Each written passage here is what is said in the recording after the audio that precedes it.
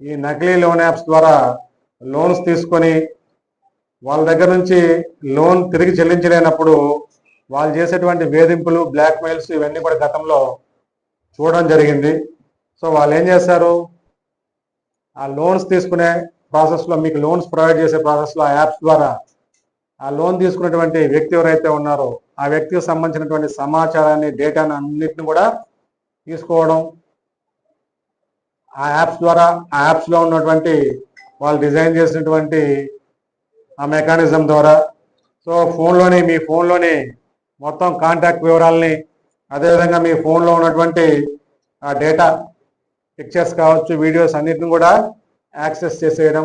అంటే ఈ నకిలీ లోన్ యాప్స్ ఏవైతే ఉన్నాయో ఆ లోన్ యాప్స్లో లోన్ తీసుకునే క్రమంలో వీళ్ళని సమ్ డేటా ప్రొవైడ్ చేయమని ఆ కండిషన్స్ పెట్టడం, ఆ డేటా ప్రొవైడ్ చేసిన ద్వారా అక్కడ ఉన్నటువంటి ల్యాప్సెస్ని బేస్ చేసుకొని వాళ్ళ యొక్క ఫోన్స్ డేటాని యాక్సెస్ చేసుకొని ఆ ఫోన్లో ఉన్నటువంటి కాంటాక్ట్ నెంబర్స్ని కానీ, అదేవిధంగా ఆల్ డేటా, పర్సనల్ డేటా, వాళ్ళ పిక్చర్స్ కావచ్చు, వీడియోస్ కావచ్చు, వీటన్నిటిని తీసుకోవడం, వాటిని మార్క్ చేయడం. ఇలా ఈ నకిలీ లోన్ యాప్స్ ద్వారా, అంటే ఆర్బీఐ ఆమోదించని, ఆర్బీఐ వెబ్సైట్లో రికగ్నైజ్ చేసినటువంటి బ్యాంక్స్ దేర్ యాప్స్ ఏవైతే ఉన్నాయో అవి క్లియర్గా ఉంటాయి.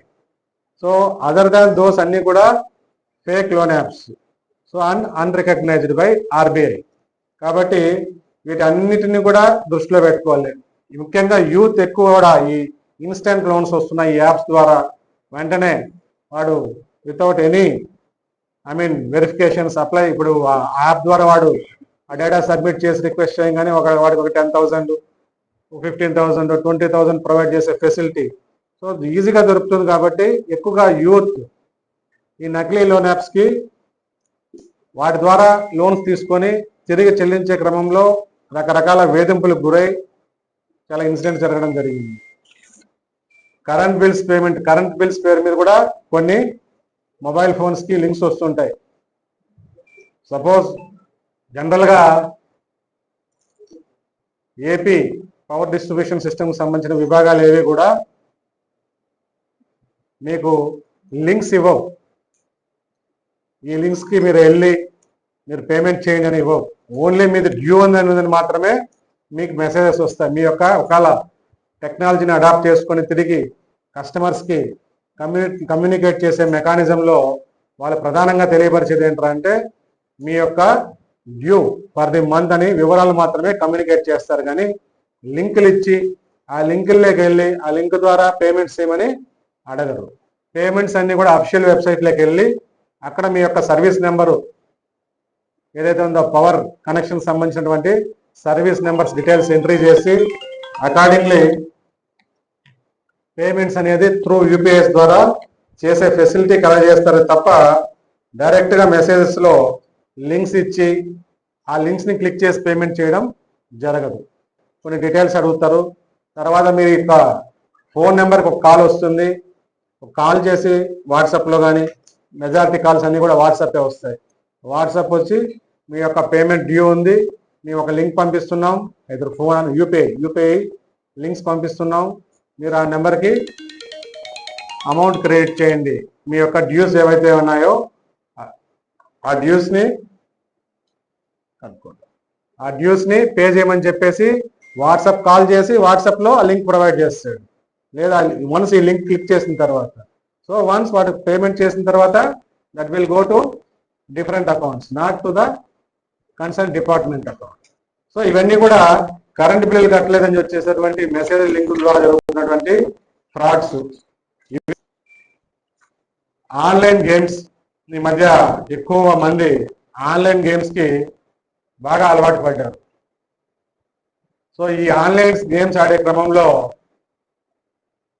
మీరు కొంత అమౌంట్ ఆ గేమ్ ఆడే ప్రాసెస్లో కొంత అమౌంట్ క్రెడిట్ చేసి దాని ద్వారా in the form of amount or in the form of coins వాళ్ళకి ఇచ్చి మీరు ఆ గేమ్స్ ఆడితే మీరు విన్ అయిన అమౌంట్ని ఇమీడియట్గా మీ అకౌంట్స్కి with in fraction of seconds, మినిట్స్లో క్రెడిట్ అవుతాయని చెప్తూ వాళ్ళని ఇండ్యూస్ చేయడం, వాళ్ళని యూత్ని ప్రలోభ పెట్టడం.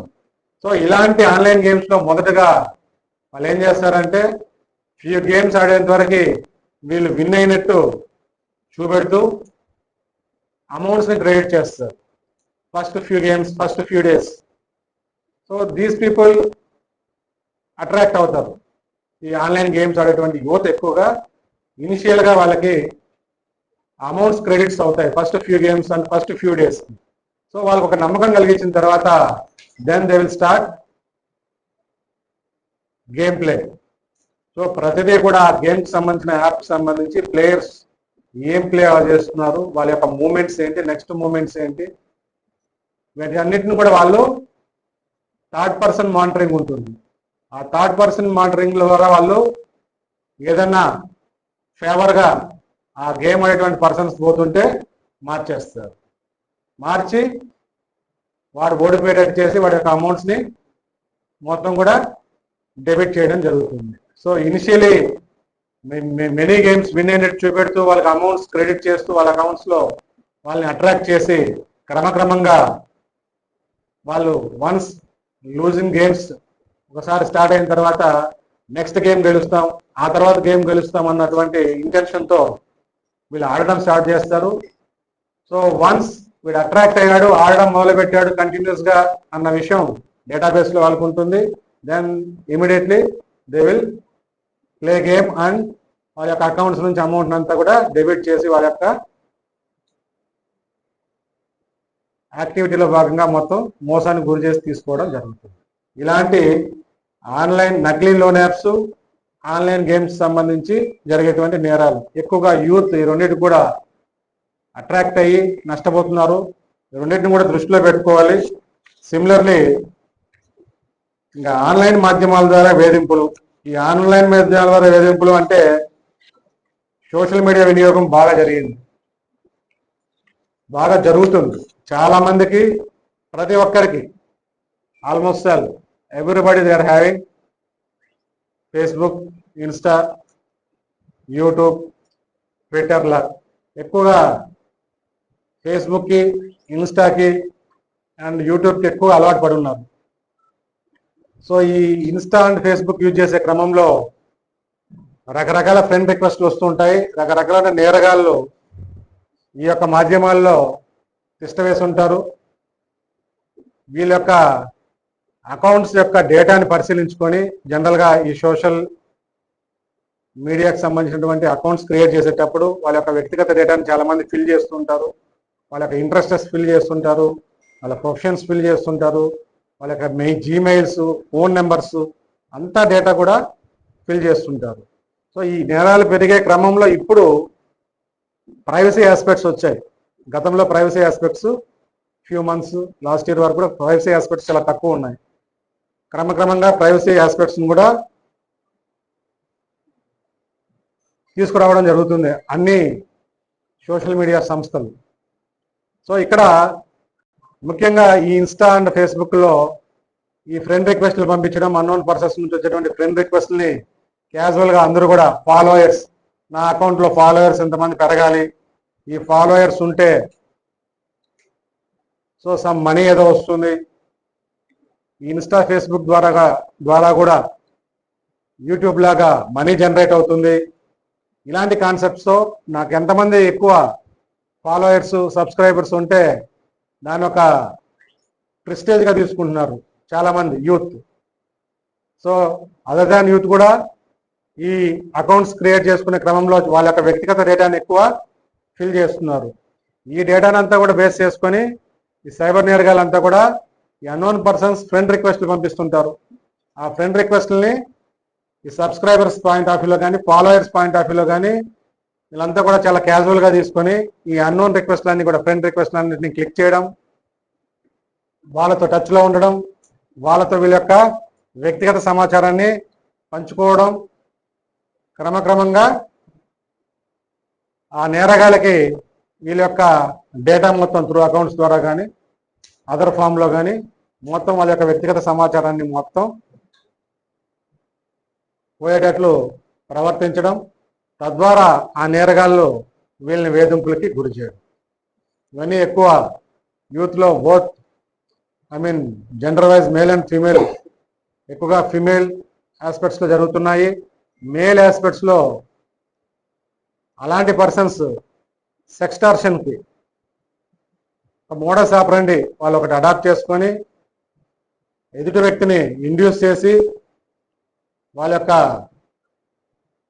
యాక్టివిటీని రికార్డ్ చేసి ఆ రికార్డ్ చేసినటువంటి వీడియోలతో బెదిరించి అమౌంట్లో వేసుకోవడం, ఇలాంటి నేరాలు ఎక్కువగా, ఈ సెక్స్టార్షన్ నేరాలు కానీ ఈ ఆన్లైన్ సమాచారం మార్పిడి ఏదైతే ఉందో వ్యక్తిగత సమాచారం ఆన్లైన్స్లో ఇవ్వడం, చేరవేయడం ద్వారా జరిగేటువంటి వేధింపులు కూడా ఎక్కువ జరుగుతున్నాయి. సో ఇలాంటి నేరాలు ఎక్కువగా ఇప్పుడు మనం డిస్కస్ చేసినటువంటి నేరాలన్నీ కూడా అట్ ప్రెసెంట్ ఎక్కువగా సైబర్ పరంగా. సో వీటి పట్ల ప్రజలందరూ అప్రమత్తంగా ఉండాలి అన్న ఉద్దేశంతో ఈ అవగాహన కార్యక్రమాన్ని ఏర్పాటు చేసి ఈ కార్యక్రమాలు నిరంతరం కంటిన్యూస్గా ప్రజల్ని క్రైమ్ని నివారించే ప్రాసెస్లో భాగంగా క్రైమ్ జరిగిన తర్వాత వాటిని నేరగాళ్ళని కేసెస్ని డిటెక్ట్ చేయడం ఒక పార్ట్ అయితే, అలాంటి క్రైమ్స్ జరగకుండా చూసుకునే ప్రాసెస్లో భాగంగా ప్రివెన్షన్ పార్ట్. సో నివారణ చర్యల కోసం ఇది చాలా ఇంపార్టెంట్ అంశం. అందుకనేసే ఈ అవగాహన కార్యక్రమాలు ఈ రోజు నుండి మొదలు కంటిన్యూస్గా జిల్లా వ్యాప్తంగా చేయడం అనేది జరుగుతుంది. సో ఇటీవల కాలంలో మన జిల్లాలో కూడా ఫేక్ వెబ్సైట్లు, దీని మీద కూడా మనం కేసెస్ రిజిస్టర్ చేసాం, సక్సెస్ఫుల్గా వాటిని డిటెక్ట్ చేయడం జరిగింది. ఫేక్ వెబ్సైట్లు క్రియేట్ చేస్తారు, టెంపుల్ రిలేటెడ్ వెబ్సైట్స్ అని చెప్పేసి, టూరిజం రిలేటెడ్ వెబ్సైట్స్ అని చెప్పేసి, అలా టెంపుల్స్ రిలేటెడ్ వెబ్సైట్స్ కానీ టూరిజం రిలేటెడ్ వెబ్సైట్స్ కానీ క్రియేట్ చేసి అందులో రూమ్స్ బుక్ చేసుకుని లేదా టికెట్స్ బుక్ చేసుకోమని ఇండ్యూస్ చేయడం. బుక్ చేసుకున్న వాళ్ళు తర్వాత ఇక్కడికి వచ్చిన తర్వాత చూస్తే వీళ్ళు బుక్ యాక్చువల్ వెబ్సైట్స్లో వీళ్ళు బుక్ చేసుకున్నట్టు ఎక్కడ కూడా డేటా లేకపోవడం. వన్స్ అక్కడ ఉన్నటువంటి బాధ్యులు అక్కడికి వచ్చిన తర్వాత మోసపోయామని తెలుసుకోవడం జరుగుతుంది. సో ఎక్కడ కూడా టెంపుల్ వెబ్సైట్ సెండింగ్స్ కూడా డిఫరెంట్ ఉంటాయి.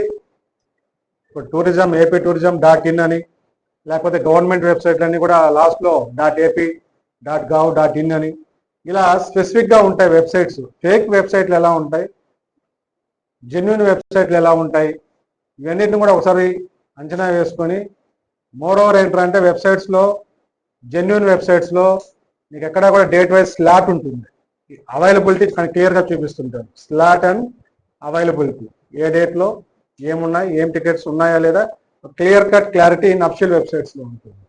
ఫేక్ వెబ్సైట్స్లో ఎలా ఉంటుందంటే అవైలబుల్ అని అమౌంట్ జనరేట్ అవుతుంది కానీ స్లాట్స్ చూపెట్టదు. సో వీళ్ళు ఏం చేస్తున్నారు, అవైలబుల్, వీళ్ళకి కావాల్సింది ఏంటి, అవైలబుల్.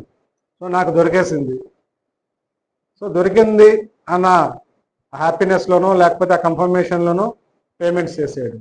సో అది ఫేక్ వెబ్సైటా జెన్యున్ వెబ్సైటా వెరిఫై చేసుకోకుండా అట్లా చాలామంది కూడా బాధితులు ఉన్నారు. ఈ ఫేక్ వెబ్సైట్ల జోడులకు కూడా ఒకసారి ఆ వెబ్సైట్స్లోకి వెళ్ళి ట్రాన్సాక్షన్ చేసేటప్పుడు కూడా జాగ్రత్తగా చూసుకోవాలి. ఇంకా బ్యాంక్స్ పేరు మీద జరిగేటువంటి మోసాలు కూడా, ఈ కేవైసీ అని చెప్పేసి, ఈ కేవైసీ రిలేటెడ్ మీ డెబిట్ కార్డు క్రెడిట్ కార్డు సంబంధించినటువంటి కేవైసీని అప్డేట్ చేయాలి, లేకపోతే మీ యొక్క బ్యాంక్ లింక్డ్ ఆధారో బ్యాంక్ లింక్డ్ ఫోన్ ఎక్స్పైర్ అయింది, మళ్ళీ దాన్ని మీరు ఒకసారి అప్డేట్ చేసుకోవాలని చెప్పేసి ఈ బ్యాంకింగ్ రిలేటెడ్ యాక్టివిటీ మీద కూడా కొన్ని కాల్స్ రావడం, ఆ ఓటీపీస్ని తీసుకోవడం, ఆ ఓటీపీస్ తీసుకొని మీ ద్వారా మీ అకౌంట్ మీ అకౌంట్స్లో ఉన్నటువంటి అమౌంట్ అంతా కూడా విత్డ్రావల్స్ చేయడం. ఎవరో కూడా బ్యాంక్ ఆఫీషియల్స్ మీ యొక్క ఓటీపీని అడగరు.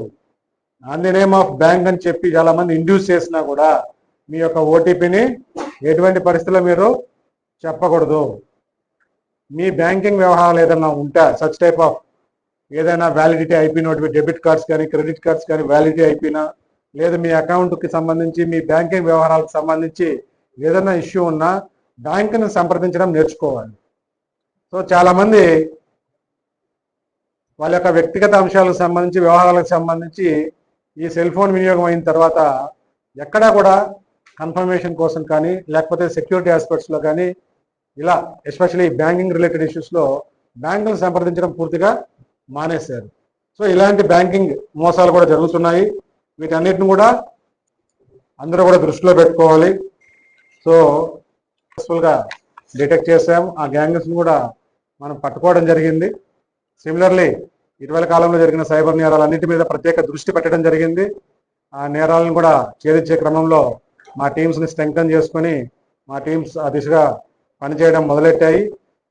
ఈ సందర్భంగా మీరు వచ్చినందుకు మీ అందరికి కూడా ధన్యవాదాలు తెలియజేస్తూ thank you all of you.